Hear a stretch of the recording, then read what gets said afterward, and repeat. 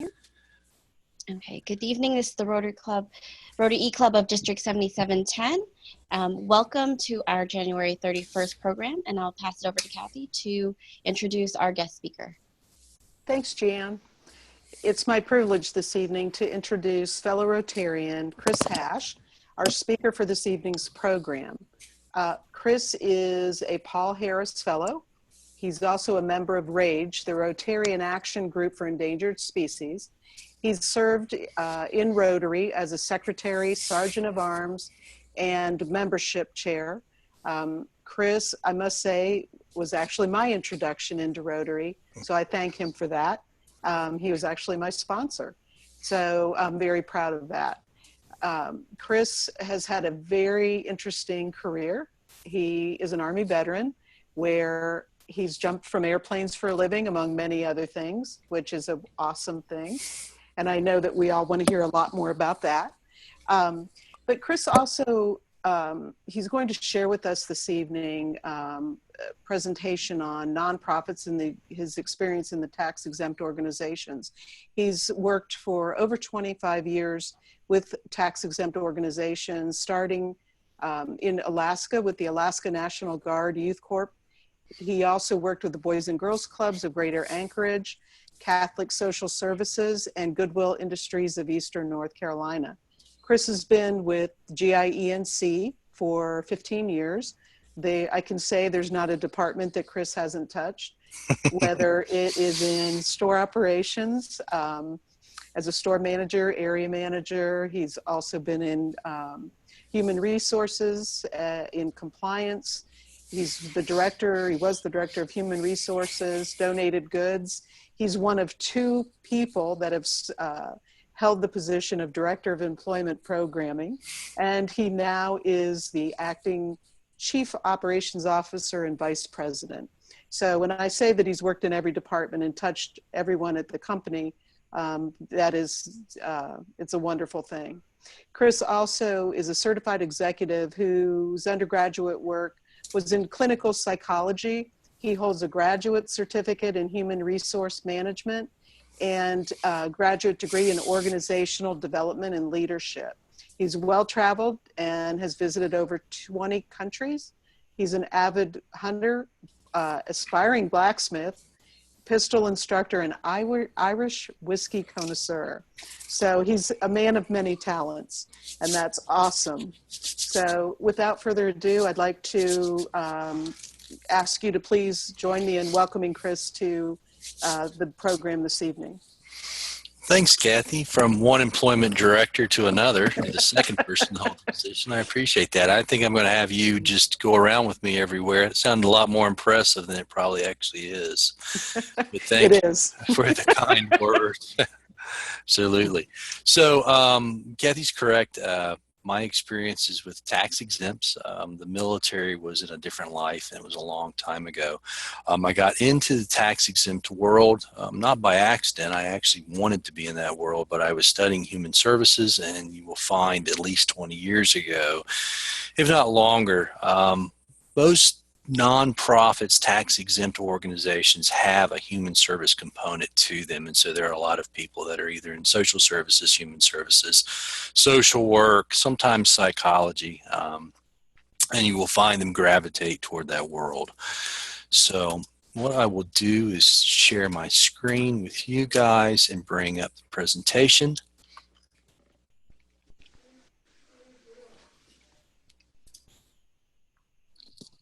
How does that look for everybody? Good? Good. All right. Okay, so vocational service program tonight. Nonprofits, an overview of purpose, myths, and future. We'll move through it fairly briskly with everyone. I want to start off with a couple quotes because I think these encapsulate the ideas around tax exempts and how people feel about them. Nonprofits are the intermediaries between generosity and social change. And then Benjamin Franklin talking about the noblest question in the world is, what good may I do in it? And again, I think you'll find that that's fairly consistent with individuals that work in the nonprofit world.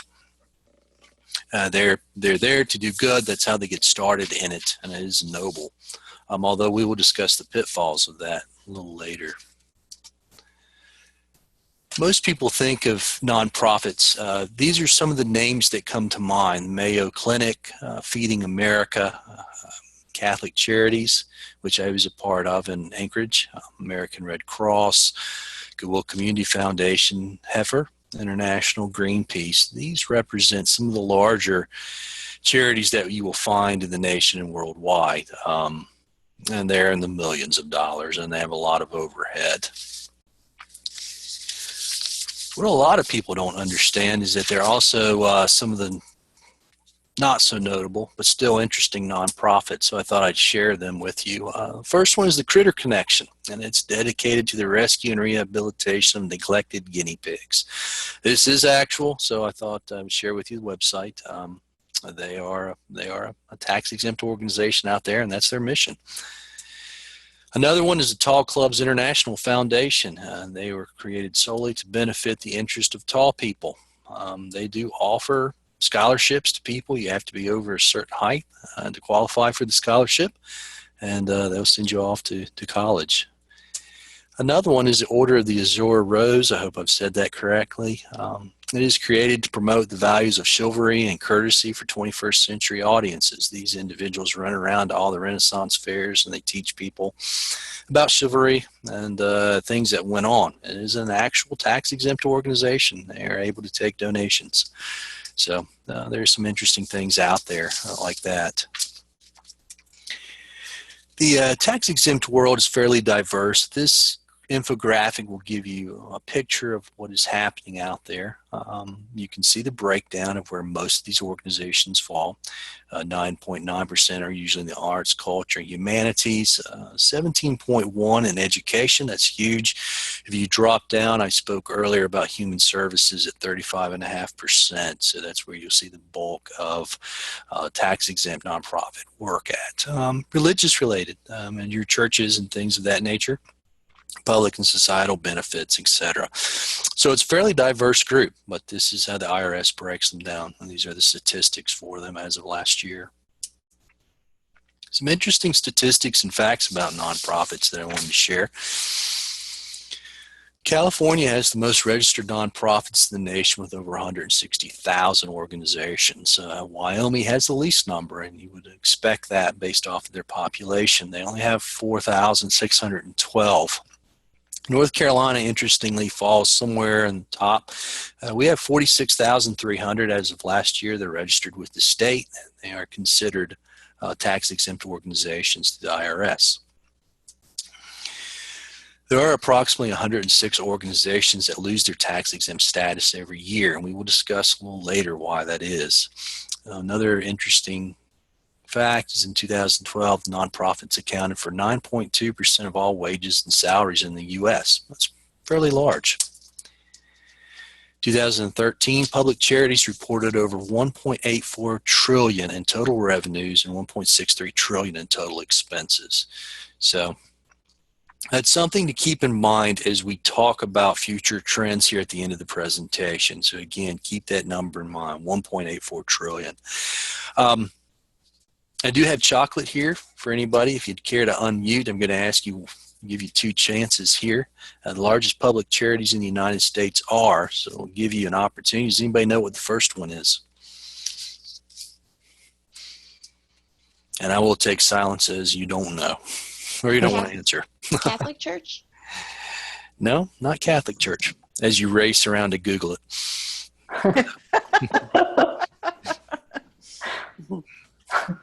Anyone else? Going once and going twice? All right. Harvard, the foundation of Harvard, and that is, the numbers are correct. That is $72 billion, folks. That's their total assets. They are the largest. They are monstrous, and they have staff to go along with that. If anyone's paying attention recently to the news, I think it was the Duke Foundation lost a considerable amount of money last year or here recently. I think Duke is sitting around in the 30, but they have a lot of money as well.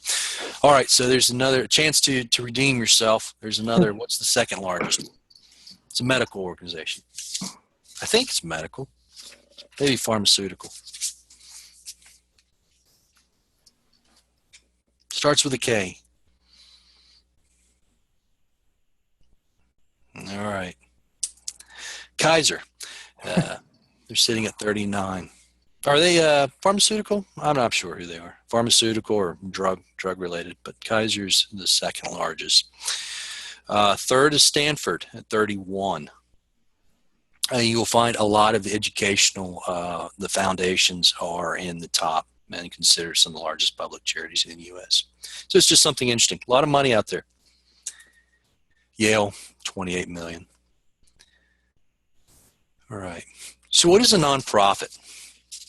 I think this is important. There's a legal term, and then there's what everyone believes. An organization granted tax-exempt status by the Internal Revenue Service. Such organizations pay no income tax on the donations they receive or the money they earn. In a more simplified fashion, such organizations are formed to provide public benefit and to be successful in terms of giving value to groups, people they serve, not wealth generation. So that's just it in a nutshell. There's the legal way, and then again, there's qualifications that will get you the exempt status as deemed by the IRS, and then there are just the simple things to do good. That's usually how you see people frame what a tax exempt or nonprofit is.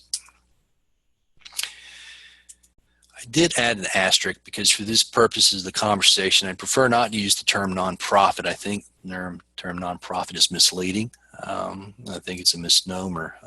Because you can generate a profit and still be considered a tax-exempt organization under the rules of the IRS. Some people really get up in the air about that idea, but quite honestly, cash is king. If you don't have money and you're not profitable, you're going to cease to exist. So that's the purpose of it. Another important thing to keep in mind is the terms nonprofit, not-for-profit, charity, tax-exempt are all conceptually equivalent. And what I mean by that is, in theory, those terms are interchangeable, and people kind of understand what you mean when you're using them interchangeably. However, and there's no problem with that, but I would point out that in some jurisdictions there are accounting and legal differences. There are also some differences from an international perspective, and there are tax exempts the world around. They're in Japan, Australia, England, everywhere. The IRS has identified 29 types of organizations that are tax exempt under Section 501c of the IRS Code. A lot of people are not aware of this.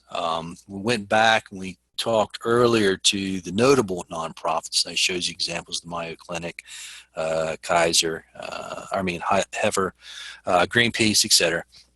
Those are the big ones. A lot of people are not aware that the U.S. Chamber of Commerce is actually a tax-exempt organization. Business leagues are eligible for tax-exempt status. So the Atlantic Business League is huge in Georgia, and they are a tax-exempt organization.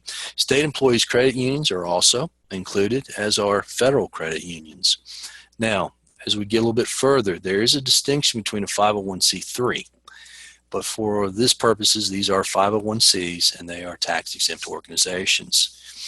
This provides you an overview of additional groups that fall within this category. So you'll see amateur sports organizations, daycare centers are eligible. Charitable risk pools deal with insurance. Farmers cooperative associations, political organizations, homeowner associations, etc. So the list is diverse. This provides you everything from the IRS regs, 501, section 1 through however far it goes. And you can look over this, and it gives you a little bit deeper view or snapshot of exactly all the various trusts, foundations, clubs, etc., societies and associations that are tax-exempt organizations. It also tells you what subsection they fall under. So most of us, when we talk about tax-exempt organizations, I'll point to the 501c3, that's religious, educational, charitable, scientific, etc., and that's what we are familiar with. I will discuss what distinguishes that from the others here in a minute. But this is a pretty interesting and diverse group listing. Not all are created equal. So while there are 29 categories that are exempt from the certain taxes, and that's the ones I just showed you on the previous slide, only those organizations classified as a 501c3 are organizations that are allowed to provide donors with a tax deduction. So they can solicit, they can receive donations, and they can in turn provide a tax deduction to the donor. And so this is very important. The others are not able to do that. You can donate to those other organizations that are 501Cs, but you will not be able to claim a tax deduction for that, only if it is a registered 501c3. So tax exempts versus for-profit, and I think these are important distinctions. The most fundamental difference between these two is the reason they exist. For-profit companies typically offer products and services that are valued in the marketplace, choosing to distribute profits between owners, employees, shareholders, and the business itself. And I want to be clear, we need for-profit organizations. This is not anything against them, but that's clear to what they're for. They usually serve one person or a group of people, and they do that through offering some type of service in the marketplace. In contrast, the tax exempt, it has a mission that it undertakes. Its activities and goals are primarily not for profit. There are no person that owns the shares, the corporation, or interest in property. So there are no owners in a tax exempt. Property and income of the tax exempt must never be distributed to owners. They are recycled back in the mission. This is extremely important, and the violation of any of these components will compromise or jeopardize tax exempt status. For profit, it's generally founded to generate income for others. Again, sales revenue is the lifeblood of for-profits. And for-profits are taxed in a number of ways. Until recently, staffed differently versus tax exempt. We'll discuss that a little bit later. Becoming a tax exempt, maintaining a 501c3 status, pretty much anyone can file to become one, but there are certain things that you need in order to make the filing successful and then to carry on as a tax exempt. Most individuals interested in doing this will conduct a needs analysis in their communities or the populations they're wishing to serve. Once that has been identified, that population, the needs analysis has been conducted, the individual will decide, or the entity will decide to move forward. They will draft a mission statement. This is extremely important. IRS does require a mission statement. It is listed on the 990. After all that's done, and there are some subcategories, boards are formed, etc. The entity will file for a 501c3 with the IRS, and they will go over everything with a fine-tooth comb to determine whether or not you meet the qualifications to file as a tax exempt. Once you've become a tax exempt, one of the biggest issues is compliance, and there are a number of things that you must comply with. Charitable solicitations are regulated by state, and so what I'm referring to here is this 501c3, what we discussed earlier, the only ones that can provide a tax deduction to donors. So charitable solicitations, you get out there, and what that simply means is you're asking for donations from the public. All this is regulated state by state, and so you need to ensure that your registration's with the appropriate state that you're involved in. There are annual reporting requirements. Form 990 I mentioned earlier is one example, but there are others. And then the most important thing, probably besides all this, is staying away from all the pitfalls that could jeopardize a tax-exempt organization. And these include private benefit. What this simply means is that there's no one that can benefit personally from the revenue that's generated by the tax exempt. So one example is if you have members on your board, it's extremely important that you not do anything that compromises the relationship. So if you had an asset that you wish to sell, you would not be able to sell that to a board member for below fair market value. So there are things like that that can trip tax exempts up. The IRS is not concerned whether or not you do sell it as long as you disclose it, but it cannot be for less than fair market value. Lobbying. Now this really throws people off, and so I've grouped it together with political campaign and activity. A lot of tax exempts lobby. And there's no problem with that as long as it's not the substantial portion of the organization's activities. IRS will review that through audits based off of percentage basis. So I think anything that's creeping toward 50% or higher, if I was working with a group, I would advise them not to be involved in when it comes to lobbying, 50% of their time or more. I think anything in the 20 or 30 percentile, you would be okay.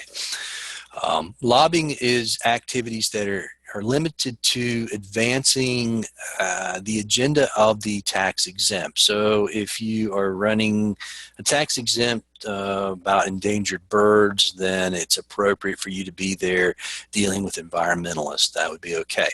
The problem comes in play is when it crosses over into political campaigning, where the tax exempt starts to endorse certain candidates,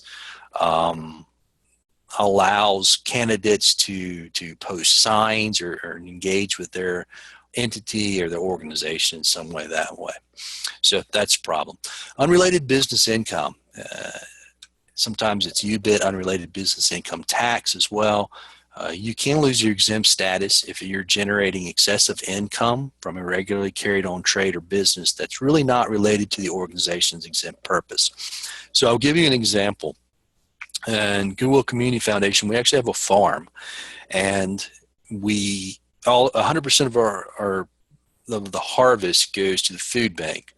It has been proposed before that we just go ahead and create a fruit stand or a vegetable stand and sell the product. That would generate UBIT, and it would cause us or jeopardize our tax exempt status for that reason, because it's not part of our mission to sell that stuff. So that's one example. There are many others. And reporting obligations. With the exception of churches and subordinate organizations, all 501c3s, public charities are required to file some version of the Form 990. Remember, I talked about that earlier. And this is on an annual basis. If you're smaller, you can get away with that. There's a revised and e-postcard. It's a 990N. I'll bore you with all the details.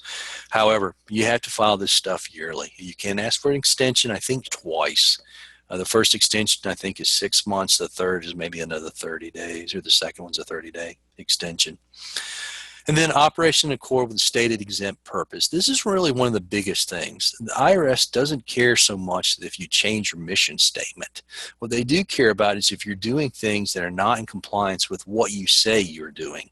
So if we stated that we're going to work with juvenile delinquency or disadvantaged children, and yet we're out there trying to save the polar bear, or we're involved in climate change or anything of that nature, we have a problem on our hands, and they're going to come down on us pretty hard. Some of the myths that circulate around tax exempts. One is that tax exempts are mainly staffed by volunteers. That is an antiquated model. It is something that went on and was huge in the 40s and the 50s and in the 60s. It is no longer feasible for tax exempts to do that. And the main reason is because of the interplay with the Fair Labor Standards Act and a lot of the violations around employment law. Now, I will suggest that it is a trend that we can discuss later, and we're starting to see volunteers kind of getting back into the workforce.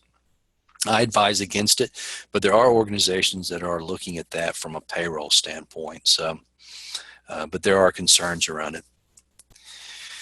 Another myth is that tax exempts are run by consensus and have non-hierarchical structures. Nothing could be farther from the truth. Again, most tax exempts in the modern era are run exactly like for-profits, and they do have very diverse flow charts and operational charts, and you wouldn't know them from a for-profit if you looked at it blindly. Another one is that tax-exempt work is only community-centered. This is not completely accurate either, because if you remember the slides that I showed you earlier in the presentation, there are 29 different categories, and they stretch the spectrum of what a tax exempt is considered. And so you have advocacy groups, you have churches, you have a number of things out there that do not fit into what we would classify as community-centered, i.e. soup kitchen. So travel associations are another example, and they don't really fit in the bill, but those are not community-centered. I think one of the biggest myths then, and we talked about this earlier, is that tax exempts can't earn a profit. That's not true. They're encouraged in today's world to earn a profit is necessary. So they can. Again, what you have to be careful about is that the proceeds are being recycled back to mission, that it's not excessive compensation to executives, that the money's not being rerouted to benefit any one party. All right. How am I doing on time, Kathy? Because I can't see anything. It's 10 till 9, Chris. Okay, so we're not going to hit the video. What I'll do is just go ahead and finish up this, and we'll save the video for discussion another time in the future. I'll tell you a little bit about where I'm at now. I'm with Goodwill Industries of Eastern North Carolina. We have our own foundation, which is the Goodwill Community Foundation. There are 164 autonomous Goodwills in the world right now. The bulk of those are in the United States. Each one, I say autonomous because each one has its own board of directors, its own mission, its own funding sources. So whatever's going on in Charlotte isn't necessarily going on in ours. There are 4 Goodwills in North Carolina. We have the largest territory, but there's Greensboro, there's Winston-Salem, and there's Charlotte. Ours here began in Durham in 1964. It was a group of businessmen and concerned citizens that came together to address certain needs. In 1966, Goodwill Industries of the Research Triangle Incorporated was launched. In 1982, our current executive was hired, Dennis McLean. He came out of Indianapolis.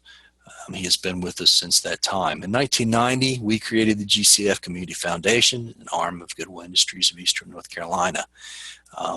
GCF is what oversees all the grants and all the assets for both entities. GINC is the operating entity. GCF is the charitable arm of that.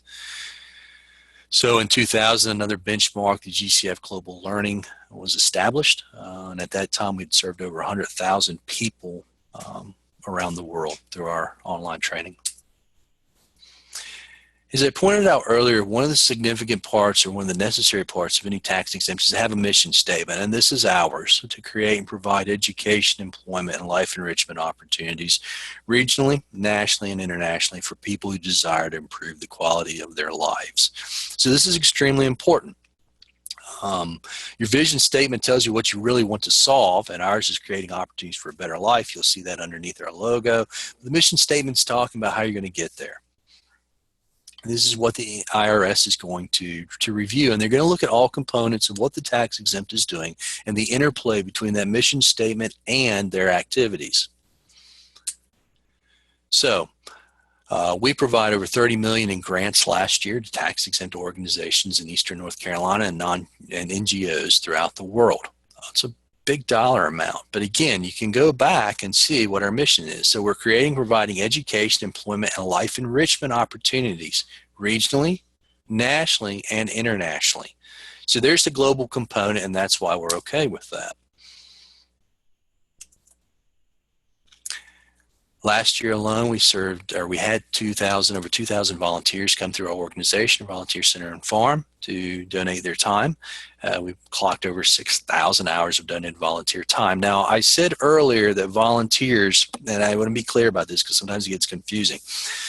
What we were talking about earlier was volunteers actually staffing organizations. These are volunteers that are actually engaged in volunteer activities. They're not replacing paid positions. So we don't use volunteers in lieu of job creation, if that makes sense to everyone. In other Goodwills, it's very common to go and see volunteers being used in the production process in the back, running the cash register, taking donations. That doesn't happen with our organization. These are volunteers that are working in other capacities, but not in lieu of the paid position. Donated over 10,000 school kits in Eastern North Carolina to Tier 1 schools. So we donated over 120,000 pounds of fruit and vegetable to the food bank. So that's the purpose of our farm. The Snoodles and the No-Sew blankets are through our GCF Family Support Services. That is an extension of one of our mission-based arms at Goodwill Industries of Eastern North Carolina, and we are in the hospitals working with premature children, children with disabilities. GCF Global Learning is our online learning program. There are 3 components to that. There's a Spanish site, a Portuguese site, and then the English site. We offer free online training to over 34 million users globally last year. Here's another interesting component that sits well with IRS and then others too, is that we're not charging for this. So when I talked earlier about generating profit, you can see that the profit is being recycled back into these programs. These programs cost us about $3 million a year to run, to be able to offer free online training. And you can see by the numbers that they're used extensively. In Eastern North Carolina alone, we had over 194,000 users, and they accessed our videos and training tutorials over 350,000 times last year. Our focus is on English, math, and technology skills. So that is the life enrichment and the educational component of what we do. We also offer GCF accounting services. Now, this is pretty diverse. No one else in the nation is doing this.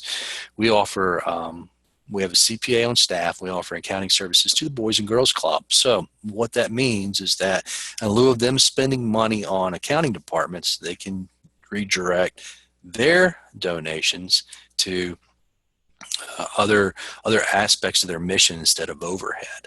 So this is helping them. GCF Family Support Services I already spoke about. Okay, so the future trends. With the advent of the internet, basically we as a society and as business transition from an industrialized society to a knowledge-based society. And so to be successful in this global scale, organizations really need to be nimble, they need to be technically savvy, and be able to compete for talent. And so how do we attract talent? You usually attract talent through mission. What you do to people, does it resonate with individuals? Pay, corporate culture, and does that corporate culture reflect shared values and ethics? So the recession, 2008, there's still a lot of tax exempts, the ones that survived, and this was devastating to tax exempts in 2008, 9, 10, 11, because obviously donations dried up. The grant writing, the government didn't have the money either. So anybody relying on grants, that went away too. So the ones that were not already financially strong, that were not following the for-profit business models, went away. That's going to continue, and it's actually only going to get worse because the money's not coming back. So these are the things that tax exempts you're going to have to consider. If you're getting into it, you need to consider, do you have a sustainable revenue stream? If you're already in it, how do you find alternate streams of revenue? That's one thing that needs to occur. Again, the tax exempts in the future are going to have to operate lean. They're going to have to be able to attract talent. They need to attract talent from the for-profit world in a lot of instances. And they have to be able to operate like a business. So they have to be aware of all the things before that didn't matter, the expense to revenue ratios, and all the other for-profit speak that occurred is now relevant to tax-exempt organizations. Also need to be aware of donor fatigue. We didn't talk about that often, but there are so many individuals and organizations out there asking for so much stuff that donors are fatigued from it. And there's less to go around.